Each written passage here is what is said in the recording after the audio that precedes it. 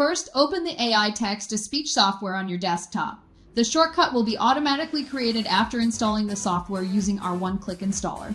Upon double-clicking the shortcut, a command prompt will open. Do not close it. Keep it open throughout the entire operation. Once you see the local URL, it's ready to generate voice. Press Ctrl and left-click the URL to open it on the desktop, or manually copy and paste the URL into any browser. Generating voice is as easy as 1, 2, 3. Enter your prompt. There's no character limit. Choose the voice. Press the Generate button. It's that simple, no need to change any default settings. However, you can adjust the emotion of the voice if you desire. You don't need to change these settings. The default settings ensure fast voice generation.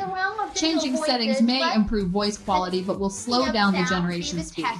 For a unique talking style, experiment with different seeds.